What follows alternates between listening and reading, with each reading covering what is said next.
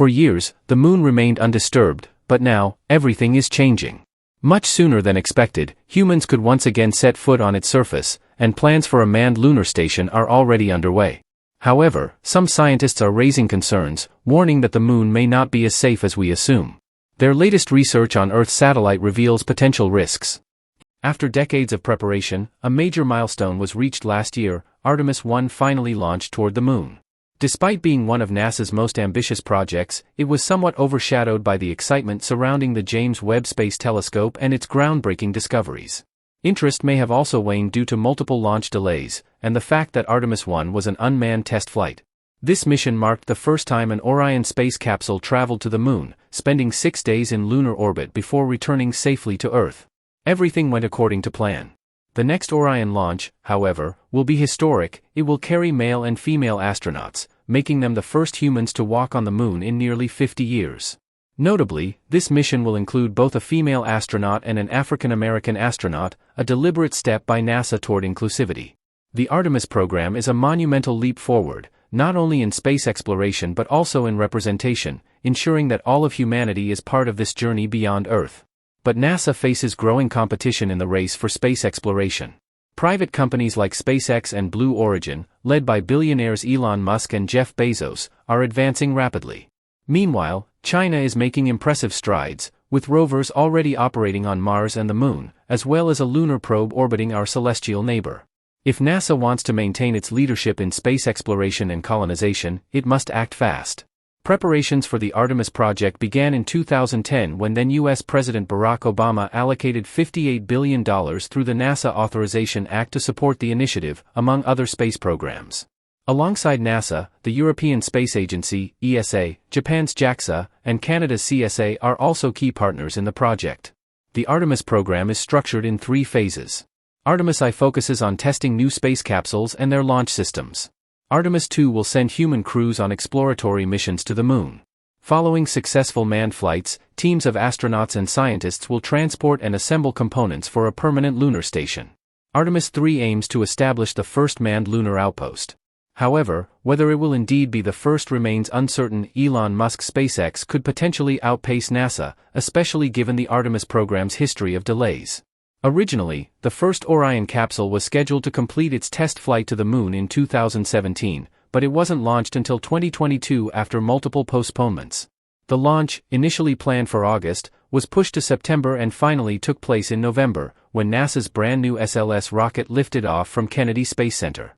While no humans were on board, the capsule's 4 seats weren't empty. Passengers included Shaun the Sheep and Snoopy, whose stuffed figures were equipped with sensors to measure space radiation in microgravity. The maiden launch of Orion was deemed a success, but the timeline for sending humans to the moon remains uncertain. Will NASA and SpaceX collaborate on lunar missions? Since NASA retired its space shuttle program for safety reasons, the future of moon landings remains a crucial topic. The agency has successfully partnered with Elon Musk's SpaceX, whose Dragon space capsules have been transporting astronauts to the ISS for 3 years. While NASA's Artemis program includes the Orion spacecraft, Orion itself is not designed to land on the moon. This requires a specialized lander. To bridge this gap, SpaceX's Starship will serve as the lunar lander for Artemis missions. Additionally, Artemis plans to establish a lunar orbital space station, which will facilitate crew transfers between spacecraft and lunar landers. The Artemis base on the moon will eventually house astronauts and scientists, with an initial focus on scientific exploration and potential economic benefits. NASA aims to establish a strong presence on the moon before other nations, particularly China and India, stake their claims. The U.S. wants to secure its position early, ensuring strategic advantages in lunar exploration. NASA has expressed these ambitions with statements like, "The U.S. will continue to lead the way in discovery and exploration. We will form a global alliance and open up space together for the benefit of all." However, the motives may not be entirely altruistic. Blue Origin's chief, Jeff Bezos, is currently exploring plans to establish the moon as a long-term hub for heavy industry. The idea is to relocate industries that pollute Earth's climate and waterways to the moon instead. However, some scientists are deeply concerned about large-scale lunar colonization and industrialization. Given the environmental damage heavy industry has caused on Earth, pollution, exhaust fumes, and waste, should we really be extending these activities to the moon? The long-term effects of settlement and industry on the moon remain uncertain. Beyond these concerns, there are other alarming developments on the moon. Scientists have recorded an unusually high number of tremors on its surface, and the reason could be both simple and unsettling: the moon is shrinking. NASA has been monitoring lunar activity since the first human landing in the 1960s. Seismometers have detected even the smallest tremors, revealing fascinating findings. Despite lacking tectonic plates or significant geological activity, the moon shakes more frequently than expected. Observations from the Lunar Reconnaissance Orbiter have documented surface wrinkles and noticeable cracks for years. After analyzing the data, astronomers and geologists reached a conclusion that raises serious questions about the feasibility of settling or industrializing the moon. It is believed that the moon once had a hot core, leading some astronomers to theorize that it may have originally been a microplanet that later became locked in Earth's magnetic field. Over billions of years, the moon has gradually cooled, a process that is still ongoing. As it continues to lose heat, the moon contracts. Research shows that it has shrunk by approximately 100 meters over the past 4 billion years. Could this natural shrinking process pose a risk to lunar settlements or future industries? Scientists are unsure. To gain a clearer understanding, NASA's Artemis 2 and 3 missions will send researchers to the moon, where they will stay longer than any previous lunar mission.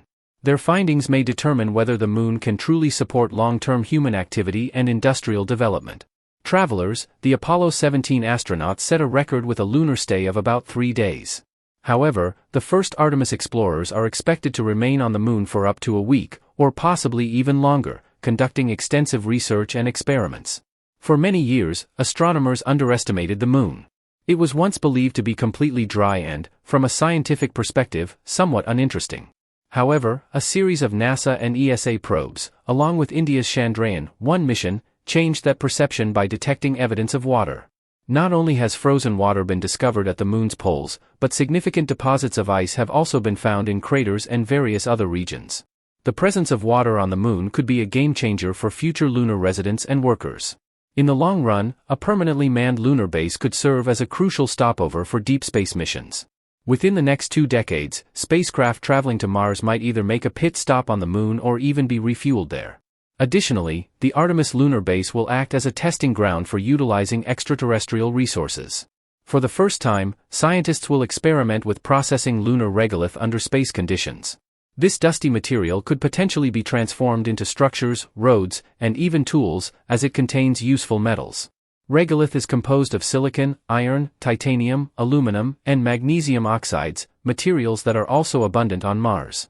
To make them useful, these oxides must be refined into pure elements, a process the Artemis pioneers aim to test. Moreover, a groundbreaking experiment will be conducted to establish a permanent oxygen supply for astronauts and habitation modules on the moon.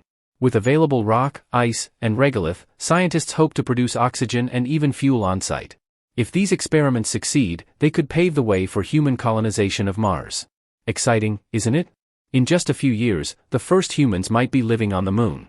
Would you volunteer for such a mission, or does the idea of colonizing space make you hesitant? We'd love to hear your thoughts. Share your opinions and insights in the comments. And if you enjoyed this video, don't forget to like, subscribe, and let us know if you're part of our community.